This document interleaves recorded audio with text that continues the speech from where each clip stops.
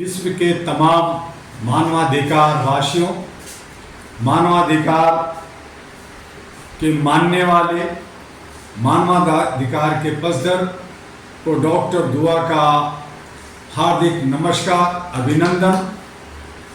मैं जानता हूं कि आप लोग ATV अहरा को दबादब सब्सक्राइब कर रहे हैं, लाइक कर रहे हैं, और बहुत सारे लोग जो बिना सब्सक्राइब किए, लाइक किए उसे देख भी रहे हैं।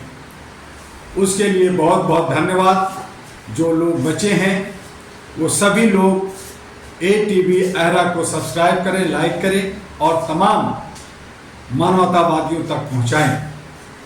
आज महीने का यानी मई का आखिरी दिन है, जो लोकतंत्र का त्यौहार था, जिसमें गहमा गहमी, मारा मारी, उछल-कूद, झूठ सच का बाजार गर्व था, वो सब थम चुका है, खत्म हो चुका है। आखिरी 7वें चरण का चुनाव कल यानी 1 जून को होना है और उसके बाद 4 जून को आपको रिजल्ट मिलेगा, परिणाम मिलेगा। लेकिन उससे पहले जो जिस तरह से इलेक्शन कमीशन शक के घेरे में आई है, हमारे न्यायपालिका नूरा कुश्ती जिस तरह से लड़ रहे हैं, जब उन्हें मालूम है कि यहाँ गलतियां हो रही है, उसके बाद भी कोई एक्शन नहीं हो रहा है। दिखावे की बाजार गर्म है और पक्ष अपनी ताकत लगा रही है। अब हॉर्स रेडिंग का, अब लोगों को खरीदने का, लोगों को दल बदलू करने का, जबकि कानून होना चाहिए लोकतंत्र में कि किसी भी जो जनप्रतिनिधि जनता द्वारा चुने जाते हैं, अगर वो दल बदलते हैं, अगर वो एक दल से दूसरी दल में जाते हैं, वो लालच लोभ में, सत्ता के लालच में जाते हैं, ऐसे लोगों की सदस्यता खत्म हो जानी चाहिए और वहां दोबारा चुनाव हो। लेकिन ऐसा कानून ना होने की वजह से दिन रात ये लोग खरीद फरोख्त में लग गए हैं। और हमारे देश के प्रधानमंत्री जो पहले बहुत सारे वक्त दिया, बहुत सारे धर्म कर्म हिंदू मुस्लिम किया, उनसे जनता सावधान रही, लेकिन अब वो फिर जादू टोना, फिर अध्यात्म, फिर पूजा पाठ में लग गए हैं। जैसा ऐसा लगता है कि उनको जनता पे विश्वास नहीं है, जनता के मतों पे विश्वास नहीं है। अब उनको जो है परमात्मा बचाएगी, क्योंकि परमात्मा ने उनको भेजा है। दूसरी तरफ विपक्ष जो छोटे इधर उधर बिखरे हैं, वो भी कहीं ना कहीं भटके हुए हैं, वो भी सतर्क नहीं है कि उनके EVM मशीन की चोरी हो सकती है, EVM में बदलाव हो सकता है।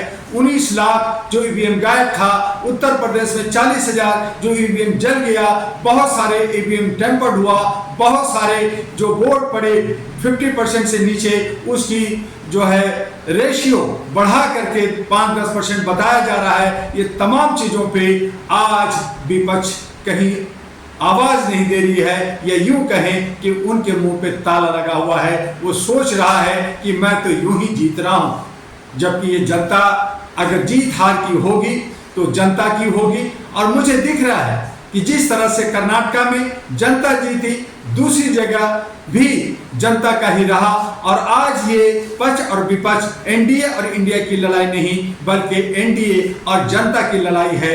हमारी जो कोशिश थी 2023 से कि मैं BJP को हराऊंगा, ये मैं कितना सफल होता हूं ये 4 को पता चलेगा। लेकिन मुझे पूर्ण विश्वास है कि NDA यानी कि BJP 272 से नीचे रहेगी। लेकिन जहां तक सरकार बनाने की बात है, लार्जेस्ट पार्टी BJP होगी, उन्हें बुलाया जाएगा उनको जो है बहुमत साबित करने के लिए, जब स्टोर टेस्ट के लिए, तो वहां पे खरीद फरोख्त हो सकता है, लोगों को जो है दिग्भ्रमित किया जा सकता है।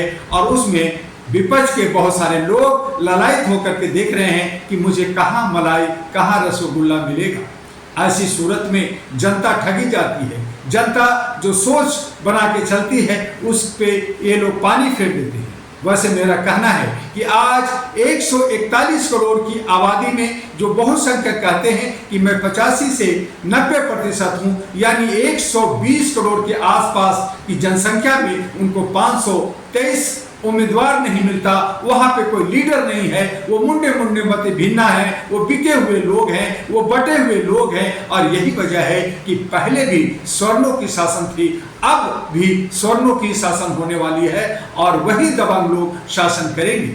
आप अपने हक अधिकार के लिए, मानवता के लिए आप जो है human rights, raise your voice on human rights की आवाज देते रहेंगे, धरना प्रदर्शन देते रहेंगे, आंदोलन करते रहेंगे, लेकिन आपको मिलेगा कुछ भी नहीं, ढाक के 3 पात। तो ऐसी सूरत में हमें क्या करना चाहिए?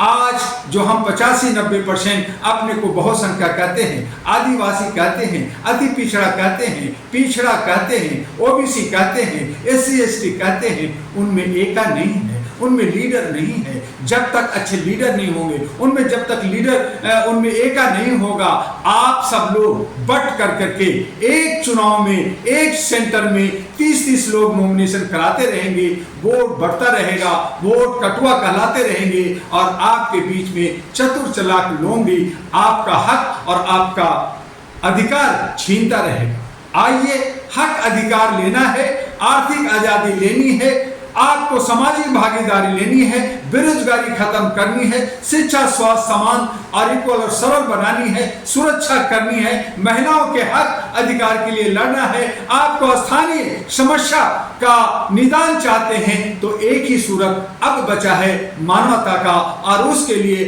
अहरा नेशनल पार्टी आपके बीच में आ चुका है।